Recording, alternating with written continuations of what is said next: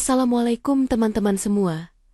Selamat datang kembali di channel ini. Sebelum kita mulai ceritanya, coba tulis dulu di kolom komentar. Kalian nonton dari kota mana? Jakarta, Bandung, Medan, Makassar, atau malah dari luar negeri? Aku selalu senang lihat cerita ini bisa sampai ke banyak tempat. Dan seperti biasa, sebelum lanjut, jangan lupa tekan like dulu sebagai bentuk dukungan. Karena satu klik dari kalian membuat cerita-cerita seperti ini terus hidup di channel ini. Buat yang baru pertama kali mampir, silakan subscribe dan aktifkan loncengnya supaya tidak ketinggalan kisah-kisah baru yang penuh makna seperti ini. Kalau sudah siap, sekarang kita mulai ceritanya. Namaku Naila Wijaya. Orang mengenalku sebagai pengusaha sawit, investor saham, pemilik lahan dan gedung, semua label yang orang lain anggap sebagai pencapaian. Tapi tak banyak yang tahu. Keberhasilan itu tidak pernah benar-benar menghapus satu rasa yang selalu tinggal diam di dasar dadaku. Kesepian. Kesepian bukan ketika kita sendirian. Kesepian adalah ketika terlalu banyak orang ada di sekeliling kita. Tapi tidak satu pun yang benar-benar bisa diajak pulang secara emosional. Sejak suamiku meninggal 5 tahun lalu, rumah ini tidak pernah betul-betul hidup. Lampu menyala, makanan disajikan, pekerja datang dan pergi. Tapi tidak ada tawa, tidak ada percakapan yang hangat, tidak ada alasan untuk menunggu seseorang di ruang tamu. Di kalender bisnisku, hidupku tampak sibuk, rapat, pertemuan, perjalanan ke perkebunan, laporan saham, telepon dari mitra luar negeri, semua tampak padat. Tapi tidak ada satupun yang benar-benar menyentuh hatiku. Aku bekerja karena kalau aku berhenti, aku harus berhadapan dengan sunyi. Lalu, pada suatu pagi yang sangat biasa, sebuah nama baru masuk ke dalam hidupku. Rehan Putra, 26 tahun. Ia bukan sopir. Ia bukan kurir. Ia asisten pribadi baruku. Aku tidak terlalu memperhatikan saat ia memperkenalkan diri. Anak muda, sopan, wajah bersih, pakaian rapi, cara bicara terukur. Kupikir ia akan sama seperti yang lain. Bekerja demi gaji, patuh demi posisi, lalu meninggalkan peran, begitu menemukan kesempatan lain. Ternyata aku salah. Pelan-pelan, ia membuktikan dirinya berbeda. Rehan bukan tipe yang banyak bicara, tapi dia memperhatikan. Aku tidak pernah memintanya mengatur ulang kalender rapatku. Tapi dia melakukannya dan jadwalku tiba-tiba lebih manusiawi. Ia tidak hanya mencatat tugas, ia memahami tujuan. Bahkan ketika aku tidak memberikan instruksi langsung, ia dapat memutuskan mana yang mendesak, mana yang perlu dijeda. Yang lebih mengejutkan, ia tidak pernah terlihat kagum pada kekayaanku. Tidak ada tatapan berlebihan. Tidak ada sikap menjilat. Tidak ada rasa minder. Ia bekerja dengan tenang, seakan-akan aku bukan pemilik puluhan hektar lahan, tapi hanya seorang manusia yang butuh bantuan. Dan untuk alasan yang tidak langsung, kusadari waktu itu. Sikapnya membuatku merasa dihargai, bukan karena uangku, tapi karena keberadaanku. Ada satu momen yang tidak pernah kulupa. Sore hari, kami sedang menyelesaikan laporan bulanan. Aku berdiri di balkon, memandangi ladang sawit yang memanjang sampai horizon. Pasar lagi tidak bersahabat, kataku. Lebih sebagai gumaman ke diri sendiri, dan orang-orang terlalu cepat panik. Rehan hanya meletakkan secangkir teh di meja kecil di sampingku dan berkata pelan, "Pasar selalu berisik, Bu. Tapi bukan berarti kita harus ikut ribut." Kalimat itu sederhana, tapi aku terdiam. Sudah lama tidak ada yang berbicara kepadaku seperti itu tenang, jujur, tanpa maksud menyenangkan telingaku. Sejak hari itu, aku mulai memperhatikannya lebih sering, bukan sebagai bawahan, tapi sebagai seseorang yang entah bagaimana menghadirkan ruang teduh di dalam hari-hariku. Ketika aku marah, ia tetap stabil. Ketika aku diam, ia tetap hadir. Ketika aku lelah, ia tidak menawari motivasi kosong. Ia hanya menyiapkan apa yang kubutuhkan. Tanpa diminta dan tanpa kusadari, ada satu perasaan yang tumbuh perlahan. Bukan jatuh cinta. Belum. Tapi rindu akan dimengerti. Baru di usia 44, aku merasa seseorang benar-benar melihatku, bukan sebagai Ibu Naila pemilik sawit, tapi sebagai perempuan yang juga butuh diajak bicara, didengar, dan dipercaya. Namun semakin dekat aku dengannya, semakin besar satu ketakutan yang diam-diam mulai hidup. Bagaimana kalau aku yang jatuh duluan? Dan bagaimana jika dia hanya melihatku sebagai atasan? Atau lebih buruk, sebagai jalan pintas menuju sesuatu yang tidak pernah ia miliki? Aku tidak tahu jawabannya, tapi aku tahu satu hal. Untuk pertama kalinya sejak lama, aku kembali merasa hidup, bukan karena uang, tetapi karena seseorang hadir tanpa pamrih. Dan justru ketika hati mulai hangat, takdir diam-diam menyiapkan badai yang tidak pernah kutebak akan datang. Semakin lama Raihan bekerja di sisiku, semakin jelas aku menyadari satu hal. Ada perbedaan besar antara seseorang yang melayani karena tugas dan seseorang yang hadir karena peduli. Dan Raihan bukan sekadar bekerja. Ia hadir. Ia tak pernah menanyakan hal-hal tentang kekayaanku, tapi ia mengingat hal-hal kecil tentang hidupku. Bahwa aku hanya minum kopi setengah cangkir kalau sedang cemas. Bahwa aku berhenti bicara 10 detik ketika ada keputusan yang tidak kuyakini. Bahwa aku selalu mengusap bagian kelingking kanan saat menahan marah. Tidak banyak orang memperhatikan detail itu. Bahkan, orang-orang yang pernah tidur di ranjang yang sama denganku dulu tidak benar-benar melihatku seperti itu.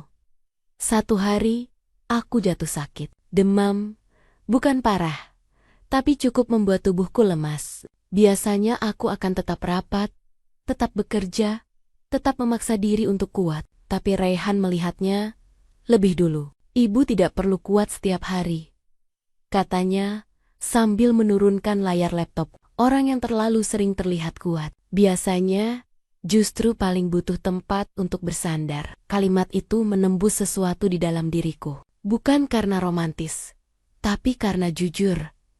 Dia mengurus obatku, bukan dengan bantuan asisten lain, tapi sendiri. Membacakan laporan perusahaan dengan suara pelan, agar aku tetap terupdate, tapi tidak lelah.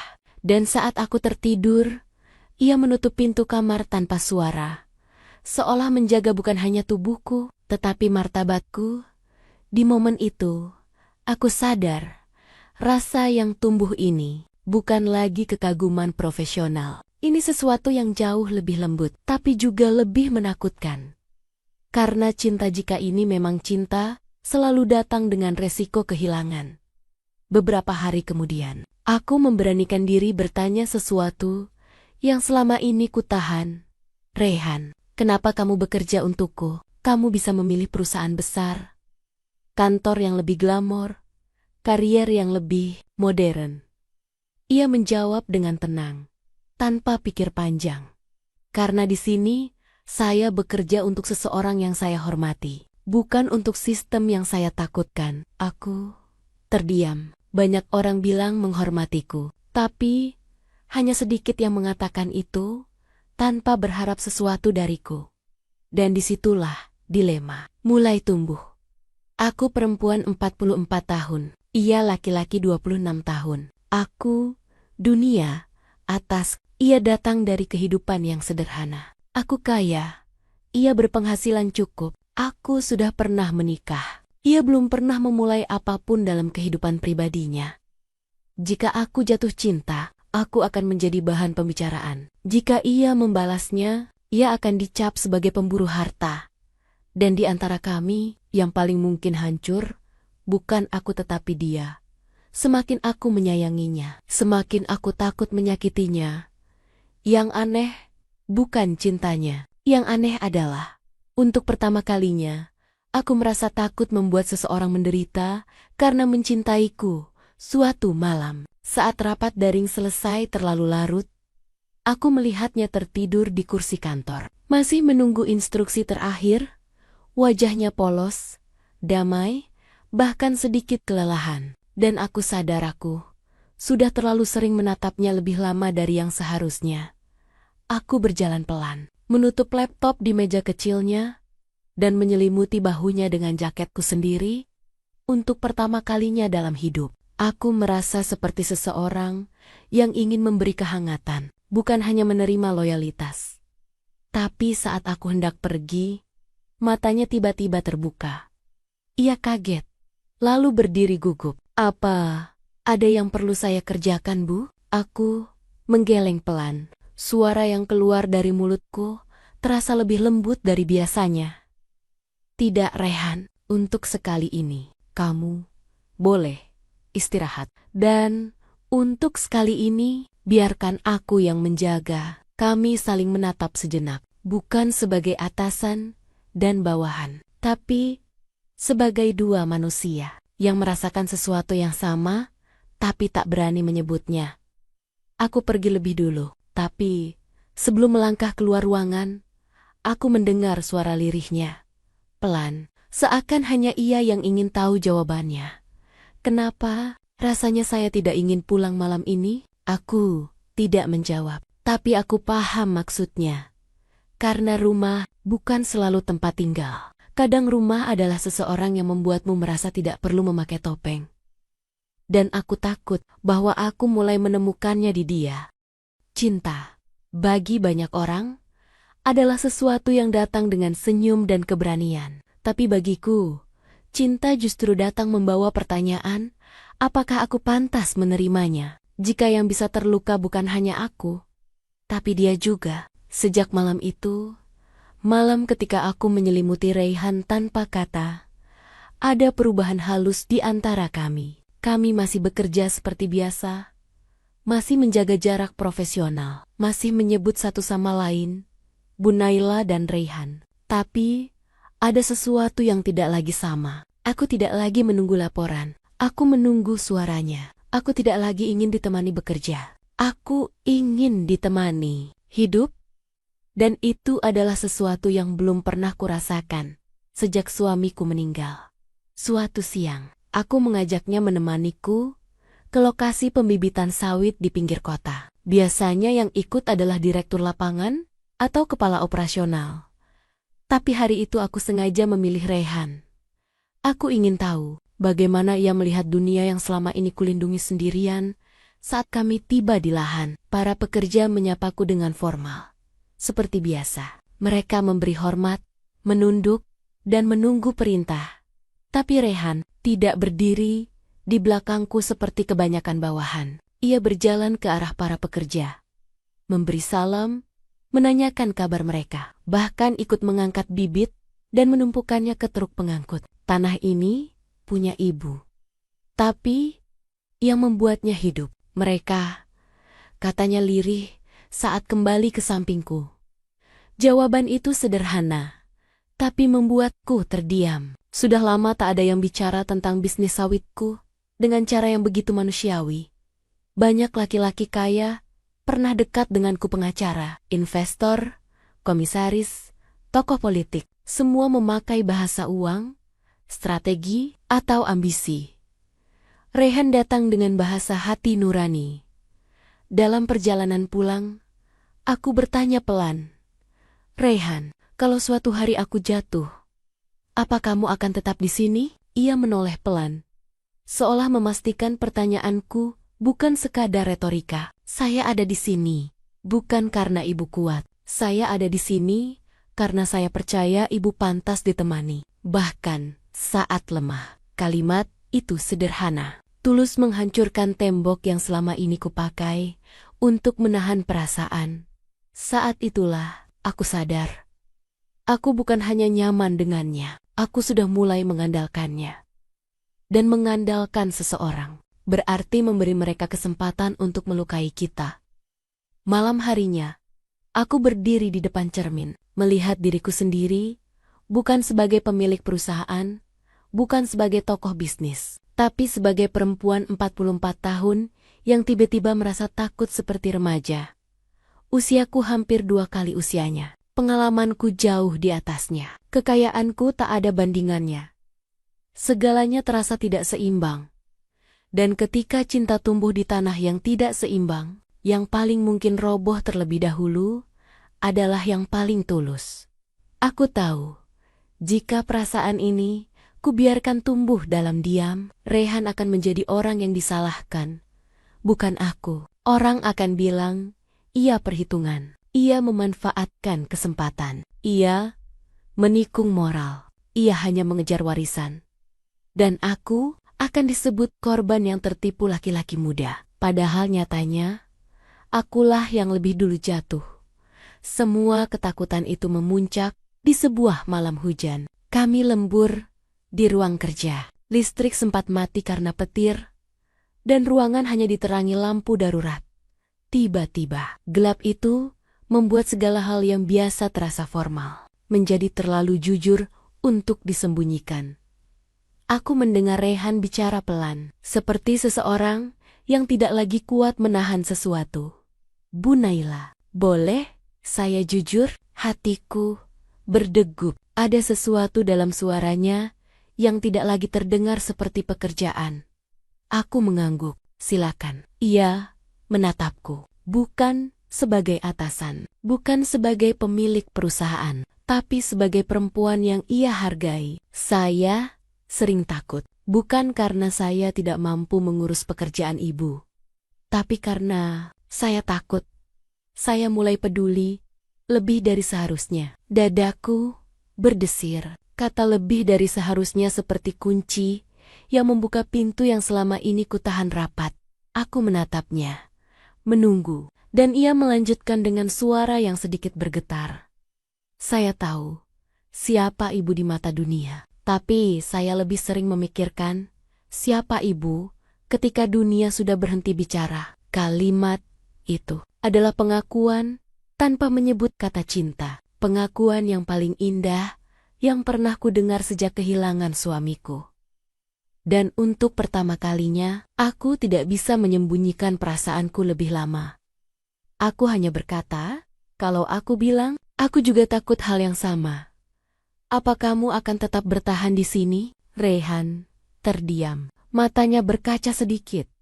Tapi ia tersenyum kecil. Kalau itu benar, Bu, maka saya akhirnya tahu bahwa saya tidak berjalan sendirian. Hujan masih turun di luar. Tapi di dalam ruangan itu, untuk pertama kali, setelah bertahun-tahun, aku tidak merasa sendirian. Yang tidak kutahu waktu itu adalah, takdir sedang mencatat momen itu sebagai awal dari badai besar yang akan menguji semua yang kami rasakan.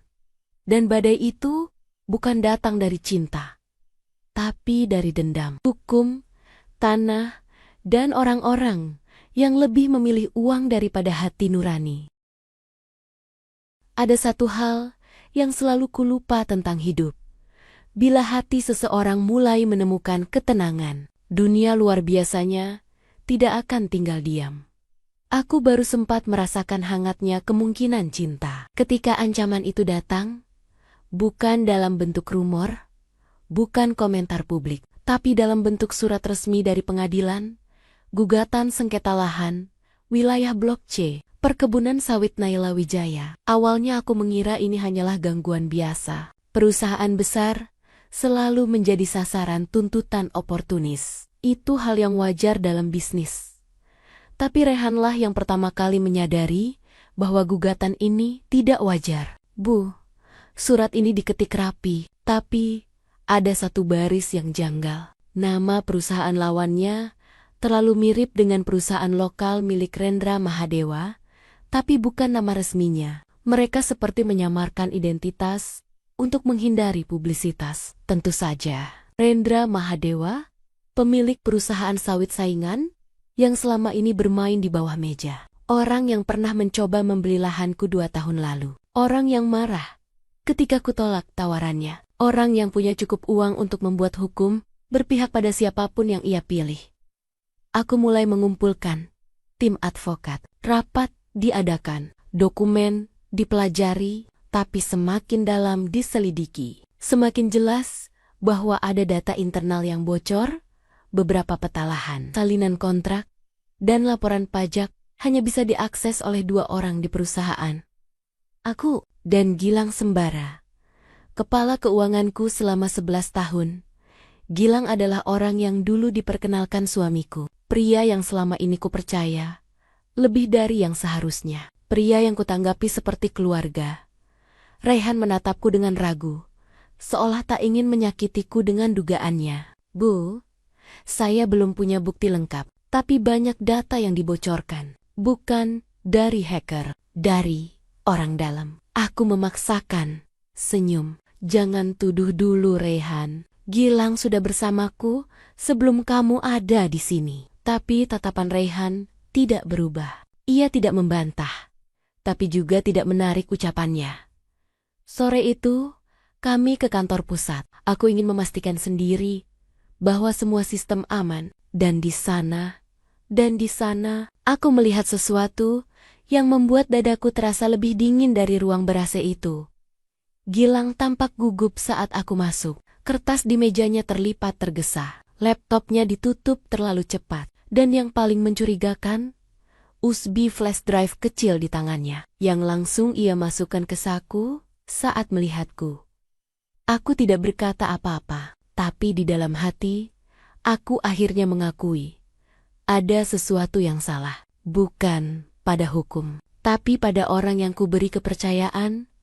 Malamnya Raihan kembali membawa laporan investigasi internal yang ia kerjakan dayam-dayam dengan bantuan staf IT. Dan di situ aku melihatnya dengan mata kepalaku sendiri. Tanggal akses database internal, menggunakan akun Gilang, jam unggah dokumen ke server luar, 2 hari sebelum gugatan diajukan, lama transfer, terlalu cepat untuk sekadar membaca, terlalu tepat untuk disebut kebetulan aku menutup laptop. Tanganku gemetar, tapi bukan karena marah, melainkan karena aku tidak siap kehilangan orang yang kupikir setia. Raihan duduk di depanku, diam, tapi wajahnya berbicara. Ia siap berdiri di sisiku, meski aku masih terdiam dalam penolakan. Bu, kalau ibu izinkan, saya bisa menyelidiki lebih jauh. Bukan secara legal, tapi saya punya kenalan yang bisa menelusuri jejak transaksi Gilang. Aku memandangnya lama. Kenapa kamu mau melakukan ini untukku, Raihan? Ia tidak butuh waktu untuk menjawab. Karena saya tidak tahan melihat ibu diserang dari tempat yang seharusnya melindungi. Itulah pertama kalinya aku merasa bukan lagi seorang pemimpin bisnis, tapi seorang perempuan yang sedang diperjuangkan. Beberapa hari setelah itu, semuanya bergerak lebih cepat dari dugaanku. Raihan berhasil menemukan sesuatu, rekaman CCTV internal yang menunjukkan Gilang bertemu seseorang di parkiran kantor. Seseorang yang ternyata adalah tangan kanan Rendra, dan ada satu objek kecil yang menghubungkan semuanya. Flash drive hitam yang diserahkan Gilang ke orang itu, persis seperti flash drive yang dulu kulihat di sakunya. Tidak butuh ahli hukum untuk memahami apa yang terjadi. Ada pengkhianatan, dan bukan pengkhianatan biasa. Pengkhianatan yang dilakukan dengan tenang oleh seseorang yang dulu memakai jas ke pemakaman suamiku, memelukku, dan berkata akan setia menjaga perusahaan untukku. Raihan menatapku dengan wajah yang sulit kuterjemahkan. Ada marah, ada iba, ada ketegasan.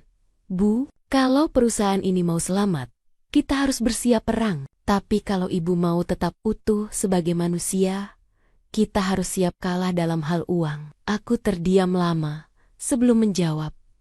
Bagaimana kalau aku kehilangan keduanya? Dan Raihan menjawab dengan suara yang paling pelan, tapi paling menenangkan. Kalau itu terjadi, saya tidak akan jadi orang pertama yang meninggalkan. Dan tanpa ia sadari, kalimat itu menyelamatkan hatiku sebelum ia menyelamatkan perusahaanku. Tapi aku belum tahu satu hal, badai yang akan datang tidak hanya akan menelan bisnis sawitku, tapi mungkin juga hubungan yang sedang kami bangun dayam-dayam. Karena setelah bukti ditemukan, setelah lawan merasa terancam, yang mereka incar bukan lagi asetku, Tapi dia, Raihan, dan saat seseorang mencuri cinta, aku bisa menahan diri. Tapi ketika seseorang mencoba mencelakai orang yang kucintai, maka perang itu bukan lagi tentang sawit, tanah, hukum, atau uang, tapi tentang harga dari sebuah kesetiaan. Aku selalu diajari suamiku satu hal. Jangan pernah merasa aman hanya karena punya kebenaran. Orang yang takut pada kebenaran akan selalu mencari cara untuk menguburnya. Malam itu, aku melihat kebenaran yang kami pegang mulai dikeroyok oleh ketakutan orang-orang yang ingin menghapusnya. Raihan datang ke ruang kerjaku dengan wajah tegas. Di tangannya ada flash drive, hitam bentuknya biasa, tapi isinya sanggup membalik gugatan yang dilayangkan pada perusahaanku. Ini salinan bukti transaksi Gilang ke orang Rendra. Ada log akses, rekaman transfer file, dan CCTV parkiran, katanya. Aku menatap perangkat kecil itu, seperti menatap pintu keluar dari sebuah ruangan gelap. Kalau ini sampai hilang, Raihan mengangkat satu flash drive lain dari saku kemeja bagian dalam. Saya buat duplikat, yang satu disimpan di tempat aman. Yang ini untuk tim hukum. Aku mengangguk. Kamu tidak perlu ikut ke kantor pengacara malam-malam begini. Ia tersenyum kecil. Saya tidak akan membiarkan ibu jalan sendiri. Kami berangkat dengan mobil 2 unit, tim legal di depan, aku dan Raihan di belakang. Hujan tipis turun, lampu kota memantul di jalan basah. Aku menatap keluar jendela, menghitung ritme lampu, seperti menghitung napas berharap semuanya bisa selesai cepat.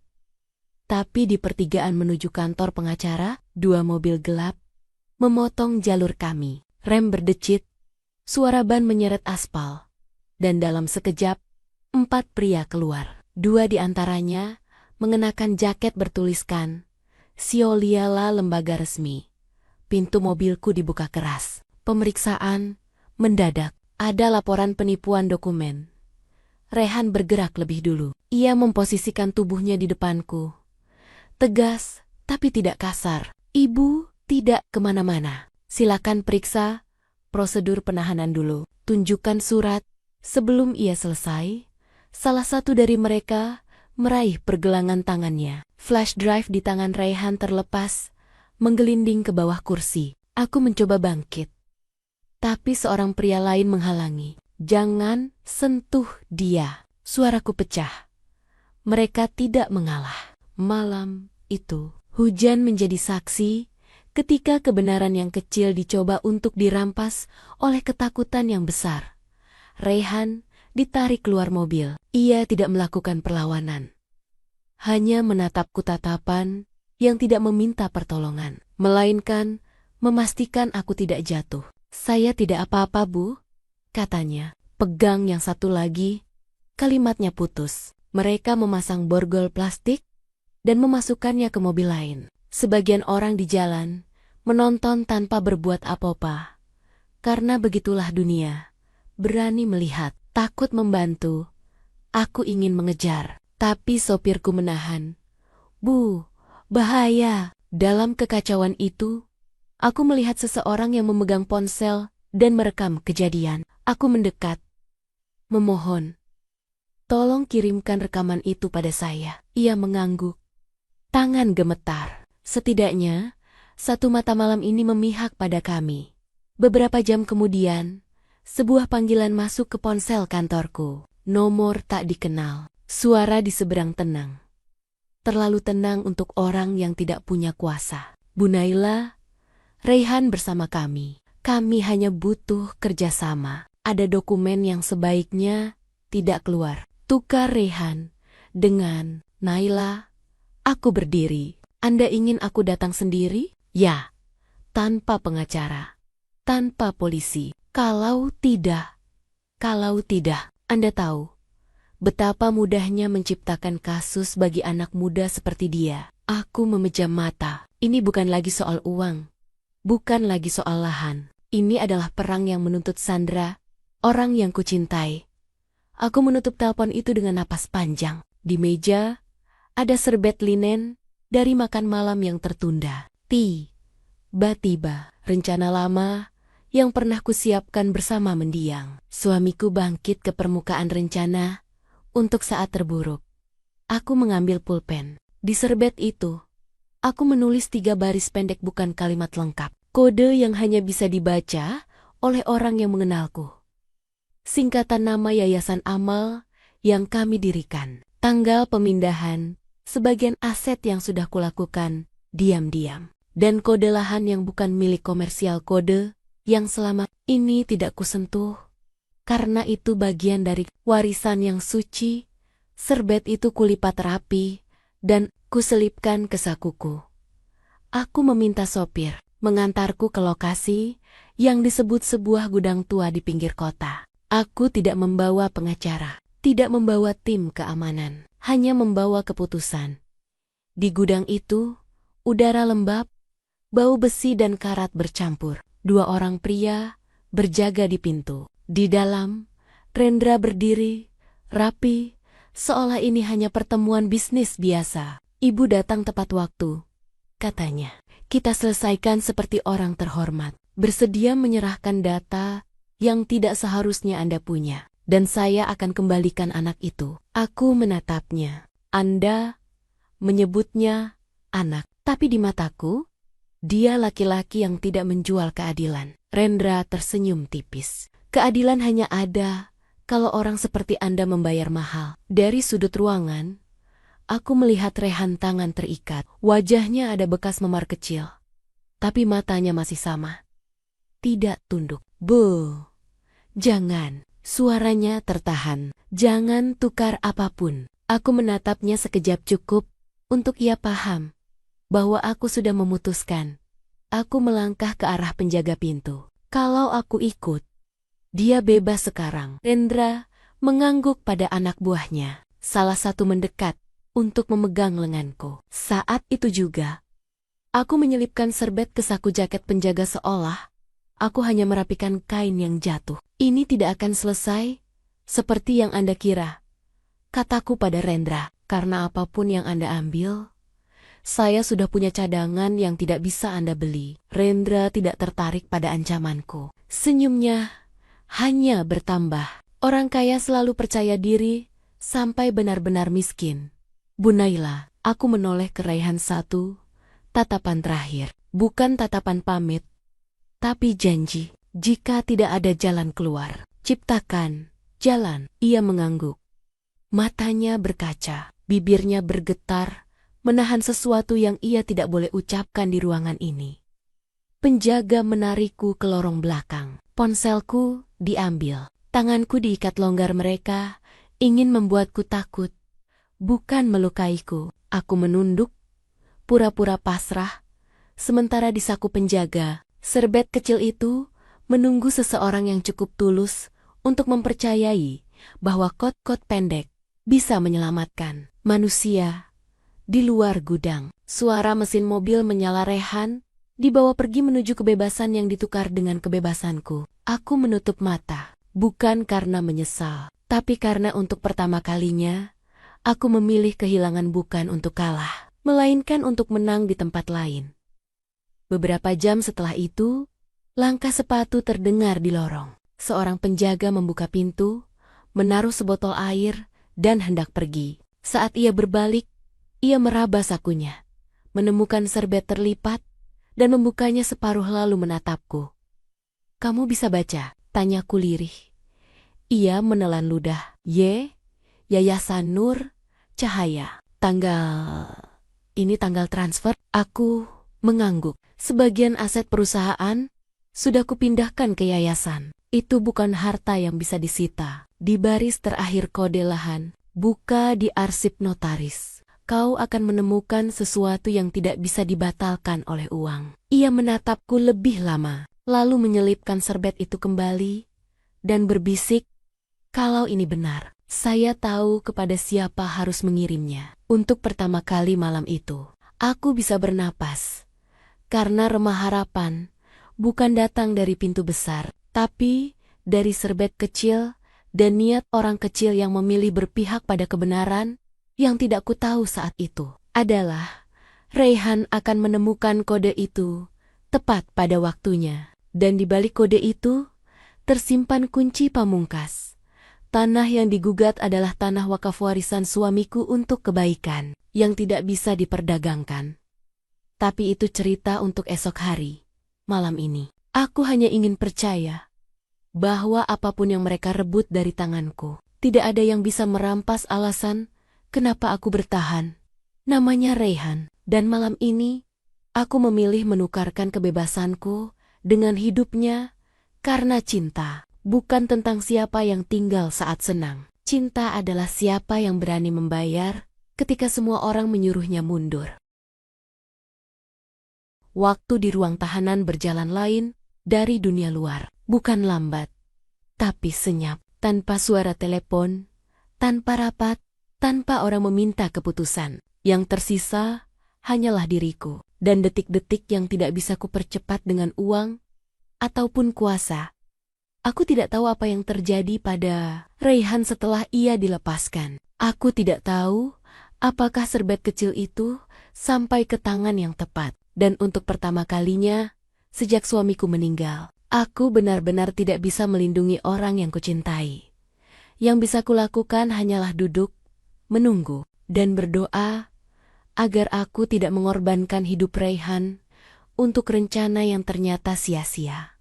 Beberapa jam setelah aku dibawa masuk, tiba-tiba pintu sel terbuka. Bukan penjaga yang sama. Seorang pria lain yang wajahnya tak kukenal berdiri di luar. Bu Naila, Anda tidak tahu saya.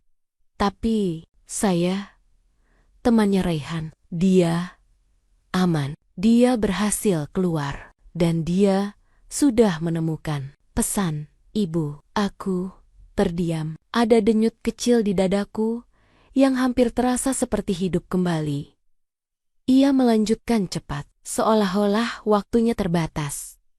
Dia sudah membawa serbet itu ke tim hukum, lalu ke arsip notaris. Dan, Bu, tanah yang digugat itu bukan tanah perusahaan. Itu tanah wakaf atas nama almarhum suami ibu. Aku menutup mata, bukan karena terkejut, tapi karena lega. Tanah wakaf, tanah yang didedikasikan untuk kepentingan sosial, tidak bisa dimiliki, dibeli, dijual, digugat, atau disita untuk kepentingan komersial. Itu hukum yang bahkan mafia hukum seperti Rendra tidak bisa sulap. Artinya, kata pria itu, seluruh gugatan mereka tidak sah. Tanah wakaf tidak bisa menjadi objek sengketa dagang. Dan karena data mereka membuktikan, seolah-olah tanah itu dibeli, bukan diwakafkan. Justru mereka yang terancam pasal pemalsuan. Satu kalimatnya meruntuhkan seluruh ketakutanku. Bukan karena aku sudah menang, tapi karena aku tahu yang benar, akhirnya punya saksi bernama Bukti. Dari penjelasan pria itu, kusempatkan membayangkan apa yang terjadi di luar saat aku tidak ada. Raihan keluar dari mobil penyergap dalam keadaan lemah, tapi bebas. Ia tidak pulang. Ia langsung mencari penjaga yang mungkin menemukan serbet itu. Dan ketika ia berhasil menemukan orang yang membukanya dan percaya ia meminta pertolongannya. Kemudian Raihan bergegas ke kantor notaris yang dulu menjadi tempat suamiku menyimpan akta wakaf. Bukan atas nama perusahaan, tapi nama pribadi. Di ruang arsip yang berdebu, ia menemukan dokumen yang ditandatangani sebelum suamiku meninggal, lengkap dengan nomor sertifikat wakaf dan saksi resmi. Tanah itu bukan milik bisnis, tanah itu milik amal. Dengan bukti itu, Raihan bersama tim hukum baruku datang ke pengadilan saat sidang pragugatan berlangsung. Rendra datang dengan pengacara, wartawan, dan ancaman. Raihan datang dengan akta wakaf, rekaman CCTV, dan bukti pengkhianatan Gilang. Dan untuk pertama kalinya sejak semua ini dimulai, kubayangkan Rendra untuk pertama kalinya kehilangan kontrol atas ketenangannya, karena orang kaya sepertinya tidak takut kalah. Yang ia takutkan adalah dipermalukan oleh kebenaran yang tidak bisa ia beli. Beberapa jam kemudian, pintu selku kembali dibuka kali ini oleh petugas resmi. Ibu Naila, Anda bebas. Gugatan dicabut. Ada perintah klarifikasi publik dari pengadilan. Aku keluar. Ruangannya dingin, tapi entah kenapa terasa seperti rumah. Dan di luar gerbang, aku melihatnya. Raihan, bukan dengan setelan kantor, bukan dengan ekspresi tenang seperti biasa. Ia berdiri dengan mata yang lelah. Rambut agak kusut, wajah sedikit lebam seperti habis dipaksa diam. Tapi, ketika matanya bertemu mataku, aku tahu, dia tidak pernah menyerah. Aku melangkah mendekat. Ia tidak langsung bicara, hanya berdiri, menahan napas, seolah-olah memastikan aku benar-benar nyata. "Ibu," suaranya pelan. "Saya minta maaf. Saya tidak bisa melindungi semuanya." Aku mendekat satu langkah lagi. "Kamu melindungi hal yang paling penting," kataku, "kebenaran." Dan aku, air matanya hampir jatuh. Bukan air mata laki-laki yang kalah, tapi laki-laki yang akhirnya tahu kenapa ia bertahan sampai sejauh itu. Aku menyentuh tangannya untuk pertama kalinya, tanpa ragu. "Terima kasih, karena kamu tidak pergi saat semua orang menyuruhmu mundur." Dan ia menjawab dengan kalimat yang akan terus kuingat sampai kapanpun. "Saya tidak bertahan karena pekerjaan, Bu. Saya bertahan karena saya memilih ibu jauh sebelum ibu memilih saya." Dan untuk pertama kalinya, sejak suamiku pergi, aku merasa pulang. Pulang bukan ke rumah, bukan ke rekening bank, bukan ke gelar pengusaha sawit. Aku pulang ke seseorang yang tidak ada di daftar asetku tapi jauh lebih berharga dari semuanya. Namanya Raihan Putra. Dan pada hari ketika semua kekuatanku diambil, dialah yang menuntunku menemukan kekuatan lain yang selama ini hilang. Dicintai bukan karena aku punya segalanya, tapi karena aku masih punya hati. Tapi ini belum akhir cerita. Setelah kemenangan hukum, setelah reputasi dibersihkan, setelah nama baik dipulihkan, aku masih harus menghadapi satu bab terakhir. Bagaimana hidup kami setelah dunia tahu kami saling memilih? Itulah yang akan kuceritakan dalam bagian terakhir. Aku selalu berpikir akhir dari sebuah pertarungan adalah tepuk tangan, kemenangan besar, dan kelegaan yang bisa dirayakan. Ternyata tidak. Kadang, akhir dari pertarungan justru terasa seperti keheningan yang pelen-pelen kembali membentuk hidup baru. Setelah akta wakaf dibuka di pengadilan, gugatan Rendra runtuh dalam hitungan menit, bukan karena aku lebih kaya, tapi karena hukum tidak bisa dibeli. Ketika kebenaran punya bukti yang sah, Rendra terpaksa mencabut tuntutan. Gilang, orang yang dulu kupanggil keluarga, ditetapkan sebagai tersangka penyalahgunaan data perusahaan. Perusahaan saingan kehilangan muka di publik. Dan untuk pertama kalinya, orang-orang yang selama ini membisikkanku untuk diam saja demi citra, justru datang meminta maaf. Tapi aku tidak merayakan kemenangan itu. Karena ketika badai berakhir, aku hanya ingin satu hal: tenang. Dan ketenangan tidak selalu datang dari ruang rapat, perusahaan besar, atau harta yang tetap aman. Beberapa minggu setelah itu, aku duduk di teras rumah tanpa jas kerja, tanpa laptop, tanpa tumpukan laporan. Aku menandatangani dokumen penjualan sebagian besar saham sawitku kepada pihak ketiga, bukan karena kalah, tapi karena aku ingin berhenti hidup dengan cara yang membuatku harus selalu siap berperang. Sebagian besar aset lain kupindahkan ke yayasan amal yang dulu kujalankan bersama almarhum suami, sebuah yayasan yang bergerak untuk sekolah, pangan, dan rumah ibadah di daerah terpencil. Keputusan itu membuat banyak orang bingung.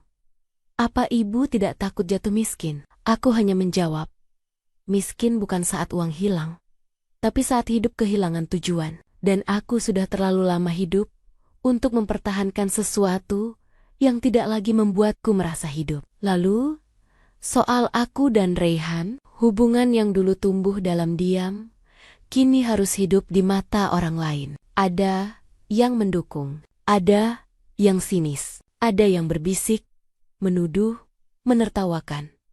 Aku tidak marah, Aku mengerti, karena cinta kami memang bukan cinta yang mudah diterima dunia. Aku 44, dia ke-26. Aku punya masa lalu. Dia baru memulai hidupnya. Aku pernah dicintai dalam pernikahan. Dia belum pernah mencintai dalam keutuhan. Tapi jika cinta hanya sah, bagi yang seumuran dan sebidang, maka cinta bukan lagi perasaan cuma aturan sosial yang rapuh. Pada hari aku mengajaknya berbicara di ruang kerja, dengan tangan sedikit gemetar, karena takut merusak apa yang sudah indah. Aku bertanya, kalau aku tidak lagi punya perusahaan, kamu masih memilihku? Rehan tidak menjawab cepat. Ia menatapku, lama tatapan laki-laki yang tidak butuh kata-kata untuk jujur. Saya memilih ibu saat ibu masih punya segalanya. Dan saya tetap memilih ibu saat ibu tinggal punya diri sendiri. Dan pada hari itu, aku berhenti takut jatuh cinta. Kami menikah, bukan di hotel mewah, bukan dengan busana yang menghitung harga, bukan dengan musik yang dibuat untuk dipamerkan. Pernikahan kami berlangsung di sebuah rumah sederhana di pinggir kota, hanya dihadiri beberapa orang yang pernah bertahan dalam badai yang sama. Pegawai kecil yang dulu kuberi beasiswa, pengacara muda yang memilih membelaku tanpa bayaran awal, dan seseorang yang dulu mengembalikan serbet lusuh berisi kode penyelamatan. Tidak ada pesta, tidak ada kamera pers, tidak ada label pernikahan orang kaya. Hanya ada dua manusia yang akhirnya berani mengakui perasaan yang mereka sembunyikan. Terlalu lama, aku memakai kebaya putih sederhana. Ia memakai kemeja abu-abu bersih. Dan saat ijab kabul selesai, aku tidak merasa akhir cerita bahagia, tapi awal dari hidup yang pertama kali terasa milikku sendiri. Kami tidak lagi tinggal di rumah megah. Kami pindah ke rumah 2 lantai biasa, lebih kecil, lebih hangat, lebih sunyi. Tapi akhirnya terasa seperti rumah. Rehan membangun bisnis logistik kecil. Aku membantu yayasan, mengurus distribusi bantuan pangan, dan dana sekolah. Kadang aku masih memegang saham.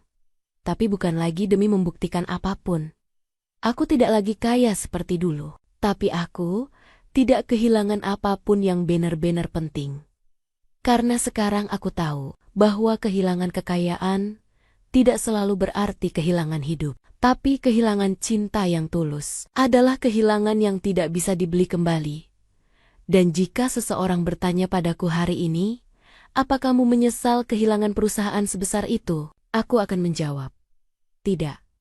Karena dulu aku punya perusahaan, tapi tidak punya kehidupan. Sekarang aku punya kehidupan dan perusahaan, bukan bagian yang hilang, tapi bagian yang tidak lagi dibutuhkan. Jika mereka bertanya lagi, apa kamu yakin memilih laki-laki yang jauh lebih muda darimu? Aku akan tersenyum dan berkata, usia hanya menghitung waktu. Hati yang menua adalah hati yang tidak berani mencintai lagi. Dan kalau mereka bertanya untuk terakhir kalinya, apa kamu bahagia sekarang, Naila? Maka aku akan menjawab dengan tenang. Bahagia bukan ketika kita punya dunia. Bahagia adalah ketika kita akhirnya punya seseorang yang tidak meninggalkan kita, meski dunia kita runtuh. Dan dalam hidup yang sekarang, jauh lebih sederhana. Aku mungkin tidak lagi disebut Naila, sang pemilik sawit. Tapi aku sangat cukup menjadi Naila, istri dari laki-laki yang memilihku, bukan karena aku kuat, tapi karena ia ingin membuatku berhenti kuat sendirian. Tamat.